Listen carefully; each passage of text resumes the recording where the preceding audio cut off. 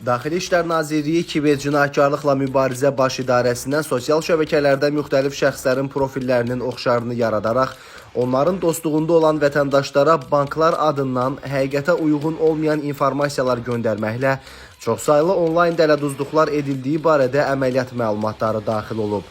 Həyata keçirilən əməliyyat texniki tədbirlərlə qeyd edilən qanunsuz əməlləri törətməkdə şübhəli bilinən, əvvəllər dəfələrlə məhkum olunmuş 23 yaşlı Zaur Teymurxanov kiberpolis tərəfindən saxlanılıb. Araşdırmalarla müəyyən edilib ki, Zaur Teymurxanov sosial şəbəkələrdə müxtəlif istifadəçilərin profil şəkillərini əldə edərək, onların adlarına oxşar saxta hesablar yaradıb.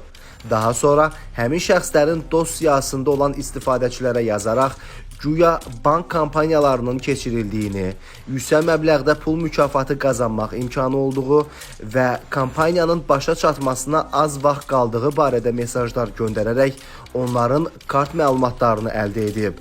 Zərər çəkən şəxslər məlumatları və telefonlarına göndərilmiş OTP təhlükəsizlik kodlarını təqdim etdikdən sonra kartlardakı vəsait Zaur Teymurxanov tərəfindən ələ keçirilib.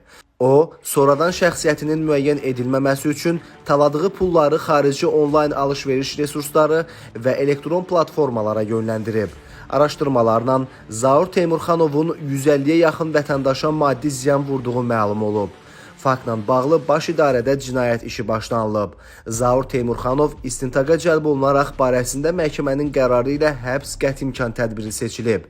Vətəndaşlara bir daha müraciət edərək bildiririk ki, bank əməkdaşları və ya digər qurumlar tərəfindən heç bir halda kart məlumatları, PIN, OTP və bu kimi digər təhlükəsizlik kodları tələb edilmir. Bu cür müraciətlərlə qarşılaşan şəxslərə dərhal əlaqəni dayandırmaq, mesajları cavabsız saxlamaq və polisə məlumat vermək tövsiyə olunur.